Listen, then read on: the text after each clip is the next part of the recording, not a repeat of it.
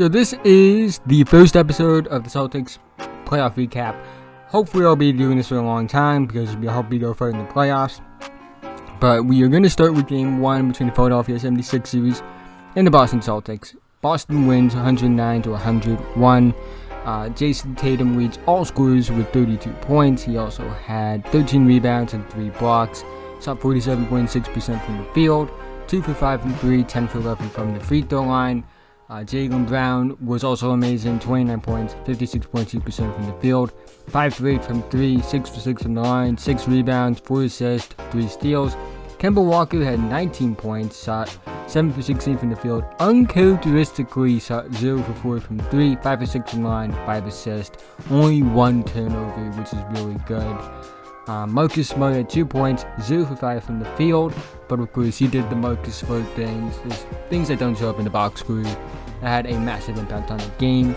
Daniel Tice had 9 points, only 3 rebounds, but 3 assists, a steal, a block. He was solid.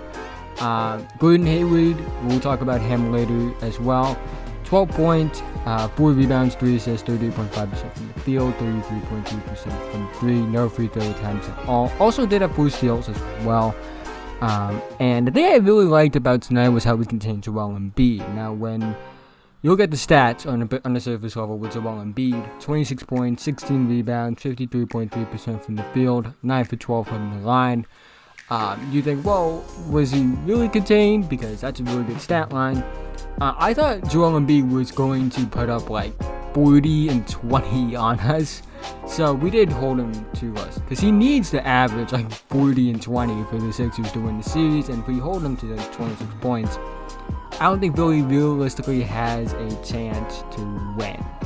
Now, to touch on some of the Sixers players that I did like, because I do want to talk about players I do like on the opposing team as well.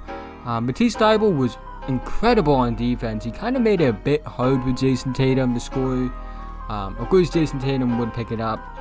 He had 32 points, but Matisse Thybulle was, when he was guarding Jason Tatum, he did make it hard for Jason Tatum to score.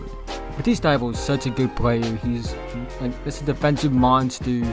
And honestly, I thought he was going to start tonight, but he didn't. Alec Burks was really good. He was tonight's role player that goes off against us. You know, we always have that happen to us, so that's been consumed. Honestly, everyone except Al Horford I'm cool with on the Sixers. I'll be quite honest with you. I still like Al Horford at all. We won't talk about that much further. Of course, the big news, though, being that Gordon Hayward suffered a sprained ankle. They're looking into the severity of it. It's looking like he probably won't play game 2. So that means someone else is going to have to step up. And I don't know who it's going to be. Is it going to be one of the guys that was playing tonight off the bench but didn't get a lot of minutes? Because really only 6 guys tonight for Boston got big minutes. And that was Gordon Hayward, Jason Tatum, Daniel Tice, Jaylen Brown, Kemba Walker, and Marcus Smart. We look at what they did. Hayward played 34 minutes, Tatum played 41 minutes, Tice played 25 minutes, Brown played 38 minutes, Kemba Walker played 34 minutes, Marcus Smart played 31 minutes. Next closest is Robert Williams at only 12 minutes. And then you have Enes Kanter at 8, Brad Wanamaker played 10, and Grant Williams played 2 minutes. I think this probably means that Brad Wanamaker gets more minutes now. I think that Brad Stevens is shortening his rotation. And it's weird because I think both teams have as well, because really the Sixers only played 6 or 7 guys significant minutes, and the same thing with Boston as well. Like, it really was like 2 teams with very small rotations right now. And, you know, I think maybe Robert Williams actually plays more than 12 minutes if he wasn't dealing with foul trouble. He did have 4 fouls in 12 minutes, which is really high for someone who's only playing 12 minutes. But, you know, he did have 6 rebounds. He looked okay out there. He looked better than he once did. And I do think that he will get more minutes as time progresses. And I think he would have had more minutes in this game. Like, probably around 18 minutes if he didn't have those 4 personal fouls. You know, so who's going to step up in Hayward's absence? Or is someone that's going to play more minutes now? Is Tice going to play more minutes? Is Smart going to play more minutes? Who knows? That's to be seen. Now, what are the keys to winning this series? The key for Boston, in my opinion, to win this series is to not take your foot off the gas. You have to treat this Philadelphia 76ers team like they still have Ben Simmons. And they have, at least in this game. We'll see how it works out in game 2. But they have to treat this like they have Ben Simmons still. Now granted, you can say, oh, the spacing and things like that, that's going to be a problem. But honestly though, when you look at it, you know, Ben Simmons is talent. So like, you have to act like they're a more talented team than they are now.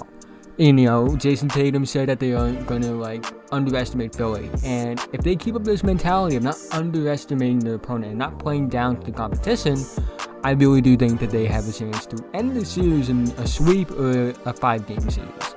That's what I'm feeling right now. Also, if Joel Embiid continues to play like he has, I don't think Philly's going to win this series at all. And you know, that says something, because Joel Embiid had a really good game. I mean, look at box score wise. And 26 points and 16 rebounds is nothing to be ashamed of. But, you know, he needs to be a guy that's averaging like 35 to 40 points in this series if Philly wants a chance to win. Because when you look at the rest of the team, they don't have the talent to match up with Boston outside of Embiid.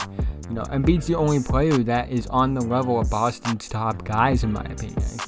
Like, Joel Embiid's the only player that's on the level of a Jason Tatum. He's actually better than Jason Tatum, in my opinion. But you get what I mean. Like, he's the only guy that can match up like that. But, you know, we'll see what happens in game 2. I can't wait to see that game. And, you know, I just hope they don't get just like underestimate their opponent. Don't get lazy. Just keep your foot on the gas. That's all I can say. With that being said, have a nice night, guys.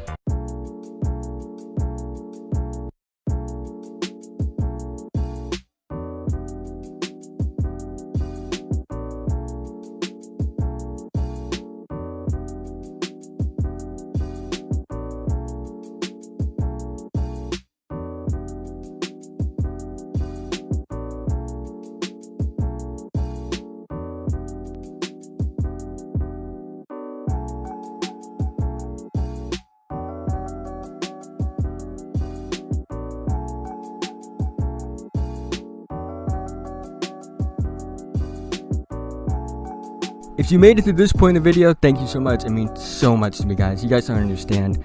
But again, thank you. Like and subscribe if you're new. Feel free to leave feedback in the comments section below. And I'll see you guys in the next video.